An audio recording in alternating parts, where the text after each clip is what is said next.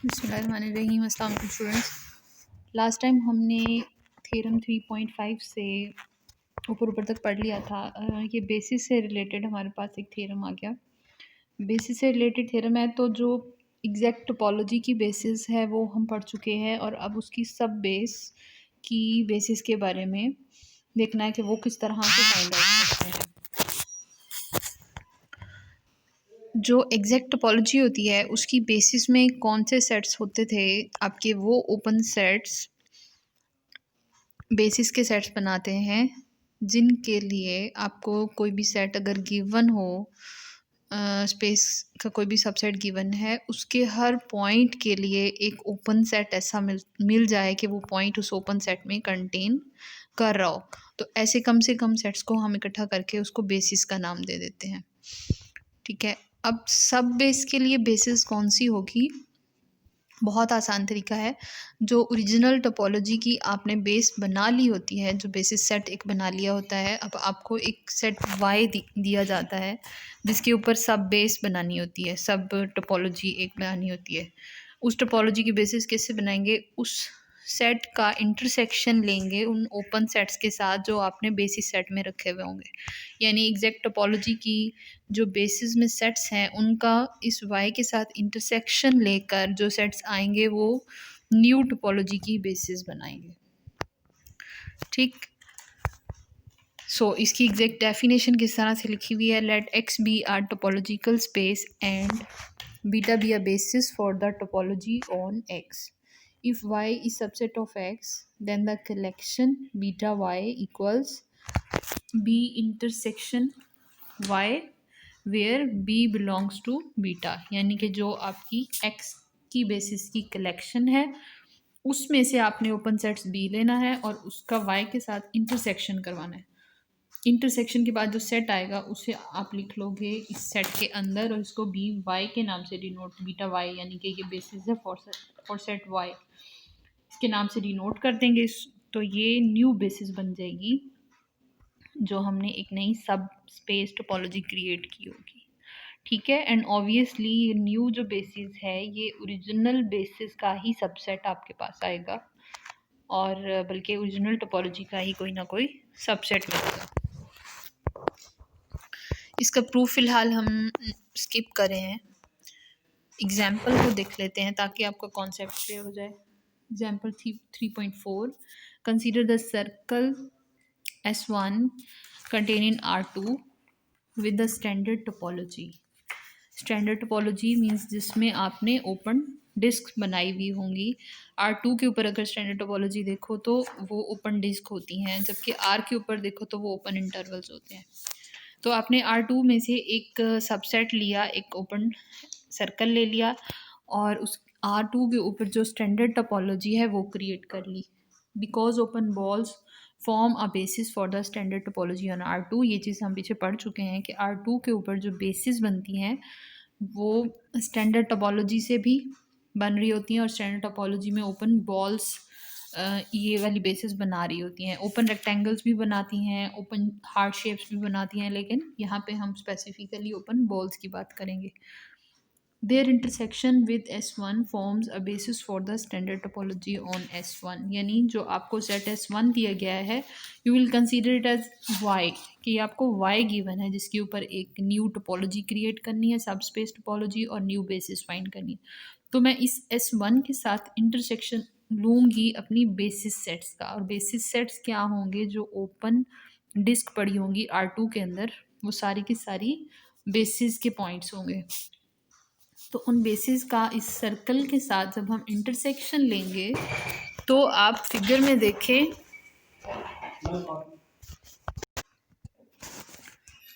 तो अब आप इसको फिगर में देखें।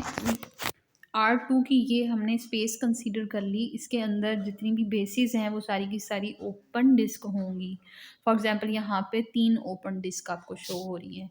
अब जो हमें सेट दिया गया S1 वो एक सर्कल था, क्लोज सर्कल, मीन्स उसके पास सिर्फ ये बाउंड्री के पॉइंट्स हैं। ठीक है, सिर्फ बाउंड्री के पॉइंट्स होंगे। तो अब उसका इंटरसेक्शन जब हम लेंगे इस सर्कल का इन ओपन डिस्क के साथ, जब आप इंटरसेक्शन लोगे तो इसकी सर्कल की जो बाउंड्री है वो जिस जिस ओपन डिस्क में से पास होगी वहाँ के पॉइंट इंटरसेक्शन में आ जाएंगे। ये अंदर का एरिया नहीं आएगा, सिर्फ ये जो आपको लाइन दिख रही है जो कि ओपन डिस्क में से गुजर रही है, इस लाइन के ऊपर जो पॉइंट्स लाई कर रहे हैं सिर्फ वो इंटरसेक्शन में आएंगे। तो इनके इंटरसेक्शन से ये पोर्शन आपको दिखाया गया है। ये एक छोटा सा पोर्शन इंटरसेक्शन का मिलेगा, ये पोर्शन मिलेगा और ये पोर्शन मिलेगा। ठीक है, इट मीन्स जो हमारी S1 के लिए बेसिस होंगी वो ये वाला ओपन इंटरवल, ये वाला ओपन इंटरवल और ये वाला open interval. Only these three would be the basis. इसके अलावा अगर कोई हम ओपन डिस्क यहाँ फॉर एग्जांपल लेते हैं तो फिर उसका जो भी इंटरसेक्शन बनेगी वो बेसिस में आएगी। तो ये आपके पास बेसिस एलिमेंट्स S1 के लिए हो जाएंगे जो कि ओपन इंटरवल्स होंगे, नॉट ओपन डिस्क।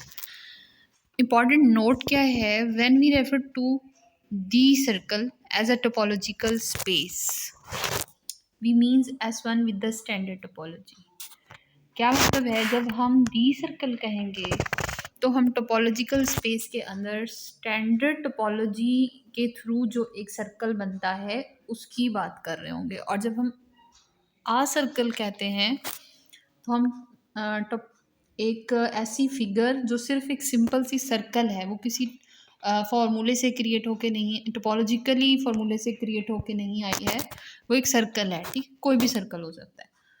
तो वो equivalent to the topologically equivalent to the means उसकी जो शेप है, टोपोलॉजी मीन्स उसकी जो शेप है, फिगर है, वो इक्विवेलेंट होगी सर्कल के। बेसिकली वो सर्कल नहीं होगा, वो topologically equivalent to the circle होगा। तो ये फ़र्क याद रखना है, यानी कि अगर दी सर्कल है तो हम स्पेसिफिकली स्टैंडर्ड टोपोलॉजी में बात कर रहे होते हैं, और जब अगर आ सर्कल है तो वो एक कोई ख़ास चीज़ नहीं है, वो इन जनरल सर्कल की बात होती है। और ये थोड़ा सा ग्रामेटिकल पॉइंट ऑफ व्यू से है, सो आपने इसको ध्यान में रखना है। एग्जाम्पल 3.5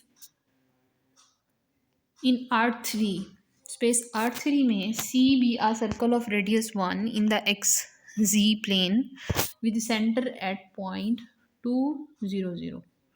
ठीक है, R3 स्पेस में हमने सेंटर 2 0 0 को लेकर एक सर्कल ड्रॉ किया जिसका रेडियस 1 है और ये XZ प्लेन में ड्रॉ होगा। Consider the subspace of R3 swept out as C is rotated about the Z-axis। अब हम खुद से एक कंसीडर करते हैं सबस्पेस R3 की, ये आपको फिगर में जैसे दिख रही है जो रोटेशन से बन रही है। Z-axis के अबाउट रोटेशन से हमने एक स्पेस जनरेट की। The resulting space is called the torus and is denoted by capital T। तो इस तरह से z एक्सिस के अबाउट रोटेशन से जो स्पेस जनरेट होगी उसे हम टॉरस कहते हैं। ये जैसे आपको फिगर में दिख रही है, ये एक सर्कल नहीं है, बेसिकली ये 3 डायमेंशन के अंदर सर्कल बनाया है। अगर इसको प्लेन में देखा जाए तो ये बिल्कुल सर्कल के इक्विवेलेंट ही दिखेगा, लेकिन इसके बीच के पॉइंट्स जैसे सर्कल में तो सिर्फ हम 2 डायमेंशन की बात करते हैं कि उसकी लंबाई चौड़ाई होती है, लेकिन इसके अंदर ये मोटाई भी है, जैसे एक आपके पास टायर होता है। ठीक है, तो ये उस टाइप की एक फिगर दिख रही है। इस सर्कल में से देखते हुए इस जी के अकॉर्डिंग एक रोटेशन से जो टोपोलॉजी क्रिएट होगी वो टॉरस होगी। इसके बाद की जो एग्जाम्पल है, if S is a surface in R3। अब R3 में एक सरफेस कैसी ली गई है, ये जो आपको फिगर में दिखाई गई है,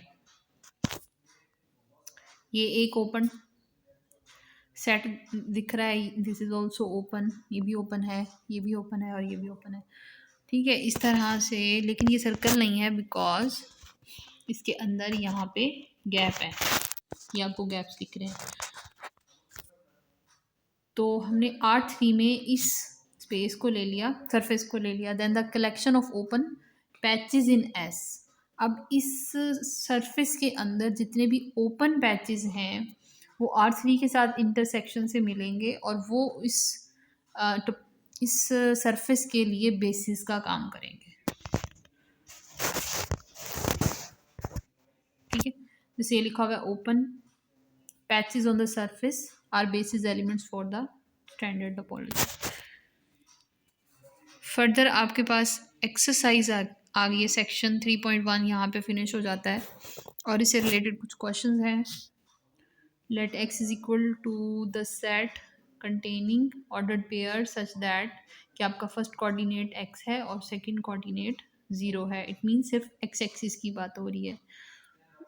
belongs to R2, the x axis in the plane. Describe the topology that X inherit as a subspace of R2 with the standard topology। क्या मतलब वो इस क्वेश्चन का कि आपने इस सबसेट के ऊपर टोपोलॉजी क्रिएट करनी है जो कि इनहेरिट होगी फ्रॉम R2 में आप जानते हैं कि तमाम ओपन डिस्क जो हैं वो बेसिस बना रही होती हैं और वो तमाम के तमाम पॉसिबल ओपन डिस्क लिखकर हम टोपोलॉजी क्रिएट करवाते हैं, यानी कि एक डिस्क्रीट टोपोलॉजी बना लेते हैं। तो अब अगर ये सबसेट ले लिया जाए कि सिर्फ एक्स एक्सिस की लाइन उठा ली है और फिर आप उसके ऊपर R2 से इनहेरिट करते हुए टोपोलॉजी कैसे बनाएंगे, तो बिल्कुल वही सेम तरीका होगा। आपने इंटरसेक्शन की बात करनी होगी, इसको ग्राफिकली सॉल्व करेंगे। पहले एक R2 प्लेन के अंदर आप दिखाएंगे कि ओपन डिस्क जो हैं वो एलिमेंट्स हैं हमारी टोपोलॉजी के, और फिर आपने उनका इंटरसेक्शन लेना है इस लाइन के साथ, यानी कि x0 की लाइन के साथ इंटरसेक्शन लेंगे तो ऑब्वियसली आपको सिर्फ इंटरवल्स ही मिल रहे होंगे, डिस्क नहीं मिलेगी। सो इसको आपने देखना है कि कैसे होगा, ग्राफिकली सॉल्व करेंगे और उसके बाद फिर थोड़ा बहुत थ्योरी लिखनी होगी। Let y equals the close interval from -1 to +1 have the standard topology. Means कि उसके ऊपर जितने भी ओपन इंटरवल्स क्रिएट हो सकते हैं। Which of the following sets are open in y and which are open in r। इनमें से कौन से हैं जो y में ओपन है और कौन से हैं जो r में ओपन है। y में ओपन कौन से होंगे, जो कि y की ऐसे ओपन इंटरवल्स होंगे जो इस -1 से लेकर +1 के बीच में कंटेन कर रहे होंगे, या फिर जो पीछे हमने एग्जांपल्स की थी आपने उनसे हेल्प लेनी है इस क्वेश्चन को सॉल्व करने के लिए।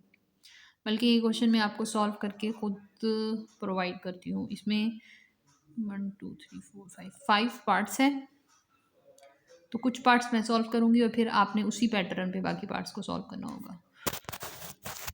Next is a theorem.